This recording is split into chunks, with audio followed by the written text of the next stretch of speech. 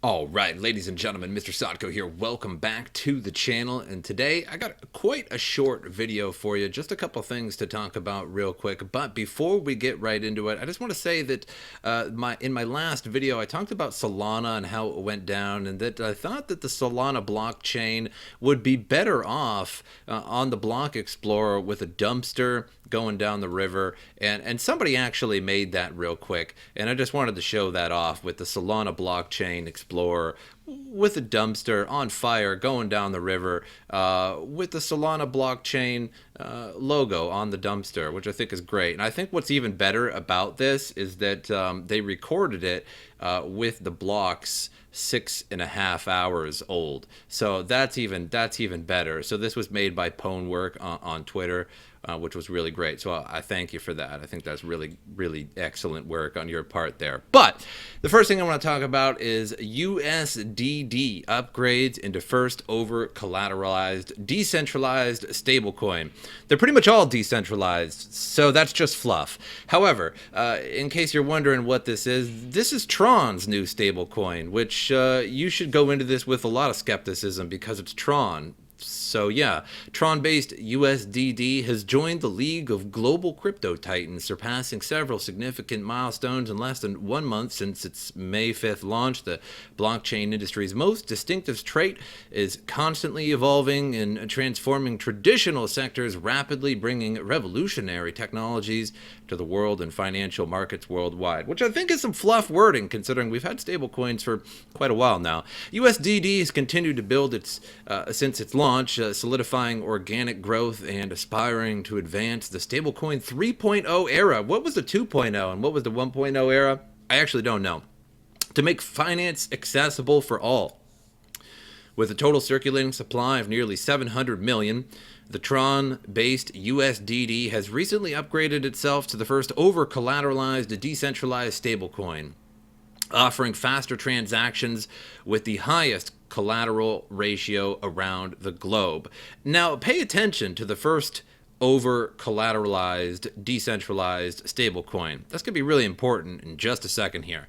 As one of the most secure decentralized stablecoins, USDD enjoys a guaranteed collateral ratio of at least 130%. What if it's not guaranteed and it goes below that? Who knows, right? Everything just crashes. Higher than the 120% set by DAI, which is considered the paragon of the industry. The real-time collateral ratio of USDD is published on the Tron DAO Reserve website, publicly available 24/7. That's very interesting because it just said that 120% set by DAI. So they just said that it's the very first, world first, over collateralized decentralized stablecoin, but then they just said right after that that DAI is 120%, which is an over collateralized stablecoin. So Tron is not the first stablecoin, or rather USDD is not the first stablecoin. That's kind of like saying the first person to ever run a 5-minute mile in under 5 minutes, at 4 minutes and 45 seconds, faster than the person who ran it at 4 minutes and 50 seconds, right? Like, it doesn't make any sense. Like, you're not the first to be the over collateralized stablecoin. That doesn't make any sense.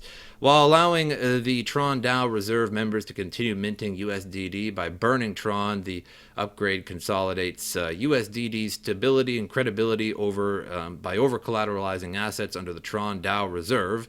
These reserve assets would include BTC, Tron, and multiple stablecoins like USDC, USDT, TUSD, and USDJ at a ratio of 130% to back the issuance of USDD. In other words, every USDD is supported by at least $1.3 worth of BTC, Tron, stablecoins, and potentially other highly liquid assets. So this is a little bit scary because Tron has just never been a particularly amazing coin.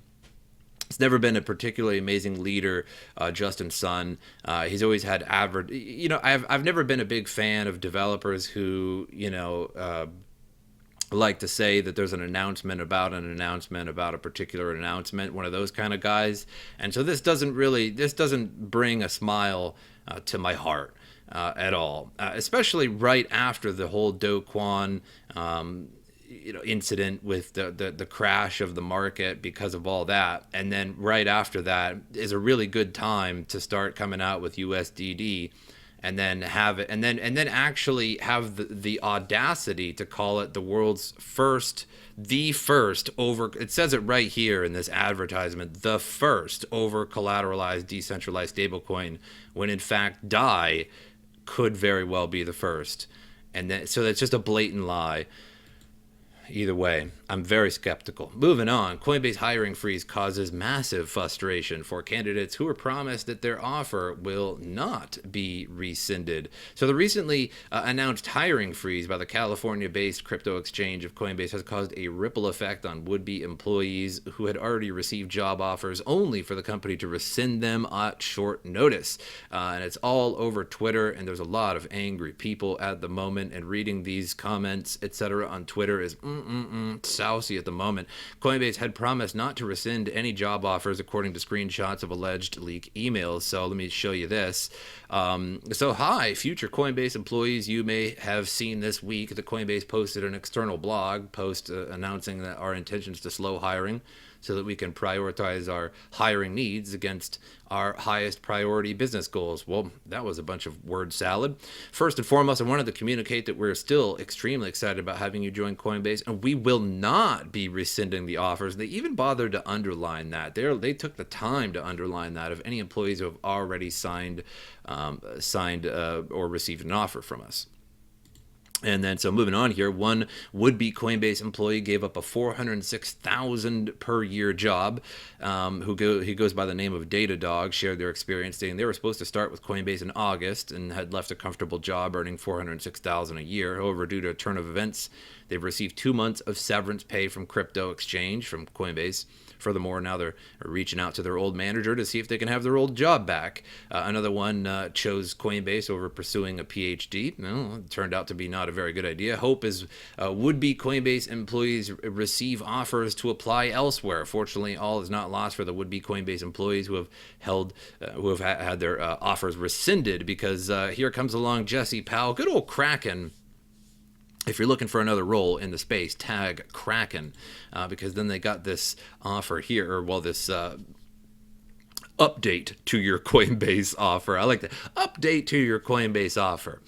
Hello, today we shared an announcement on our blog that includes some significant updates to our hiring plans in response to rapidly changing market conditions. I regret to inform you that as a result, we've made the very difficult decision to rescind your offer of employment at Coinbase. As such, you're no longer going to be starting with us on your previously agreed start date. We understand that this is very disappointing update to receive at this stage of the process, while it's necessary to slow our headcount growth in light of the macro environment. Because we only made $1 billion. I just want to add that in there. We only made $1 billion profit. That's just not enough for our stockholders. Our stock went down, and our shareholders are just not getting enough money. And $1 billion is simply not enough profit to pay you. We deeply regret the impact that this has for your experience with Coinbase. I want to be clear that this decision is not a reflection of our regard for your talent or the incredible contributions we believe you would have brought to our team. As an acknowledgement of the significant inconvenience to you and help to offset the financial impact of this decision, we are offering a severance payment of 1 month's salary. Well, at the very least. So that's about all I have for you guys. The market kind of turning around a little bit today. I don't want to say much on that because I don't really believe that the market's going to be turning around too much at all. In fact, I believe it's going to be kind of the opposite. Ethereum is supposed to go totally proof of stake sometime around August, and I believe that there's going to be a pretty tremendous drop in price. I don't know what that's going to be. Is it going to be 10, 20, 30%? Could it be more? I kind of doubt it.